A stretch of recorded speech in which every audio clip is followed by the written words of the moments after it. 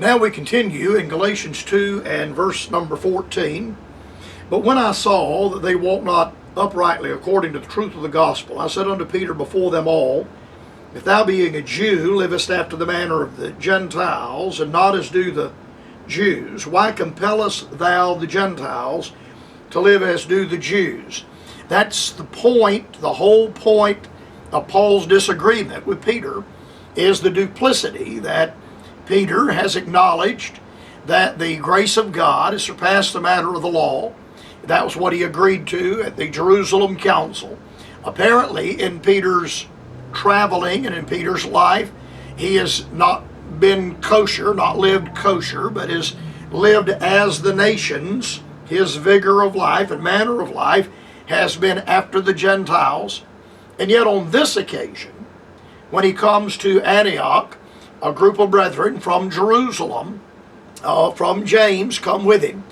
And Peter withdraws himself and separates himself and will not eat with the Gentiles. And the scriptures are clear to tell us why. Fearing them which were of the circumcision. The phobia that Peter had of word getting back to Jerusalem that he was not a good Jew. And that is the problem. A double-minded man is unstable in all his ways. Paul warns us that the fear of man bringeth a snare. It always does. And Peter was afraid of what would happen if word got back to Jerusalem that he had eaten with the Gentiles and companied with the Gentiles and had fellowship with the Gentiles. And now this word has arrived back in the city of Jerusalem. Peter was afraid of the repercussions. The duplicity of Peter has caused confusion among the believers at Antioch, and they are confused concerning Peter's position. If the Gentile believers were compelled to follow after the law of Moses, and that was something that was never given to them, they would have to sacrifice the truth of the gospel in order to do that. The truth of the gospel was revealed to the Apostle Paul. It was affirmed earlier at the Jerusalem Council that they gave to Paul and Barnabas the right hand of fellowship, that they should go to the heathen, to the nations, and that Peter, James, and John would occupy themselves going to the circumcision or to the house of Israel. If the Gentiles are compelled to live under the matter of the law, Mosaic law, something utterly foreign and entirely foreign to them, then the matter of the gospel must be sacrificed. The apostles at Jerusalem agreed that no such legal requirement was to be placed upon the Gentiles. Now, I think that you and I should recognize and understand, and of course this is clearly spelled out in the Pauline epistles, Christ is the end of the law for righteousness to everyone that believeth. The believer is not under law, but under grace. The Bible is very clear about that. But here we find a living illustration or a living example of the impossibility of commingling the matter of Mosaic law and the grace of God together. These are two mutually exclusive positions. They are mutually exclusive the one from the other. If you're going to live under the law, then you're not going to live under grace. If you're going to live under grace, then you will not be living under the law. You see, the whole principle of the utter sufficiency of the finished work of Jesus Christ is at stake here. And one of the reasons that the Apostle Paul so strongly rebukes Peter, publicly to the face, rebukes him publicly to the face.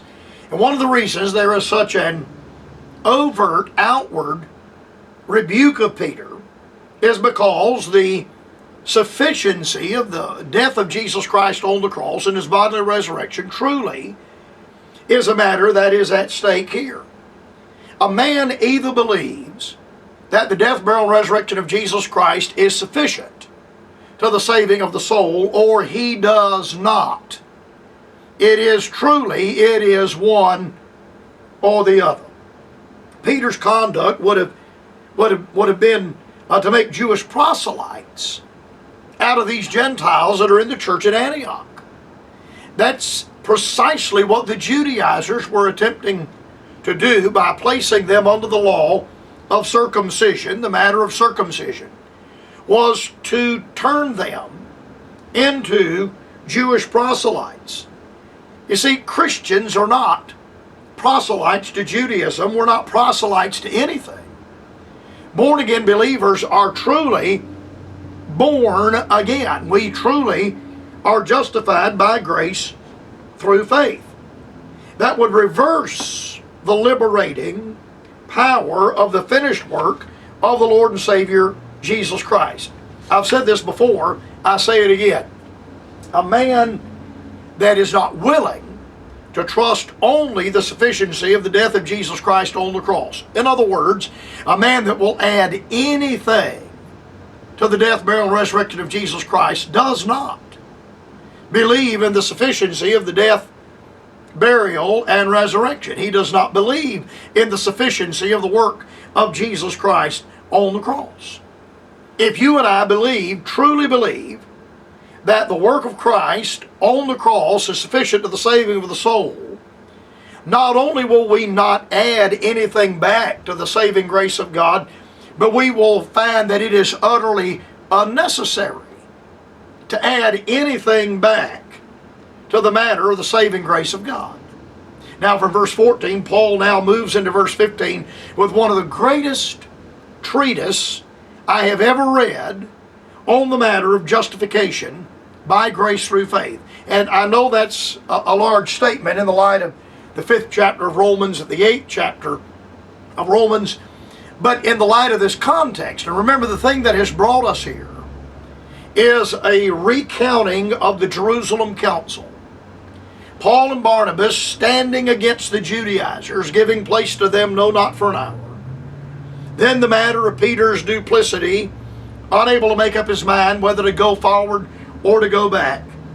And Paul makes this statement in verse 15, 16, 17, and 18. And I'll spend probably a couple of weeks going over these verses. Look at verse 15.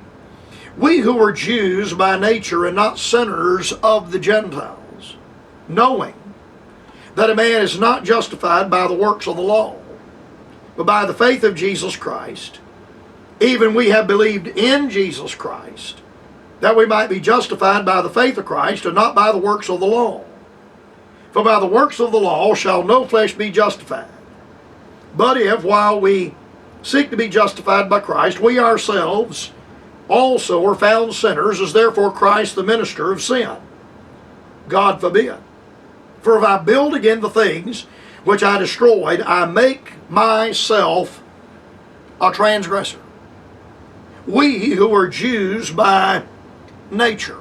It's interesting that Paul would so identify himself a Jew by nature. I've said this over and over again. But every man on earth or woman that is a Jew is born, genetically born a Jew. You don't become a Jew. A Gentile cannot become a Jew. You're either a Jew or a Gentile. The offspring of Jacob are the Jews. About 1% of the world's population, maybe slightly under 1% of the world's population, are Jews. There are 8 million Jews that live in the state of Israel. They are born of Jewish ancestry. A Gentile that becomes a proselyte to Judaism is simply that. He's a Gentile proselyte. Practicing Judaism doesn't make you a Jew. You can convert to Judaism, but you cannot convert to Jewishness. You're either a Gentile or a Jew. The word here, nature, is translated from the Greek word phusis. And this word is used 11 times by the Apostle Paul, and it is always translated by the King James translators as either natural or nature. It is a reference to a natural born child, a child born naturally, the legitimate offspring of a family or a race. Paul said, but we who are Jews by nature, Jews by our natural birth. There is no area of proselyting here, or proselytizing. The Judaizers are trying to make Gentile or proselytes out of the Gentiles, demanding that they accept circumcision. Paul said, I wasn't born a Gentile. There's no area for me to become a proselyte here. I was naturally born a Jew. This would carry the idea of those descendants of the Jewish nation, those children, the offspring that were born of Jewish parentage. Paul is stating to Peter the acknowledgement that the two of them were both native-born Jews, and as native natural-born Jews, they enjoyed the advantage of Judaism and enjoyed the advantage of Mosaic law. But Paul is also quick to identify that the law is impotent to save. Paul is the first to identify, he is the first to acknowledge the fact that the law has no power to save any man, including those that were naturally born Jews. My time is gone. I'll continue with this by the grace of God on tomorrow.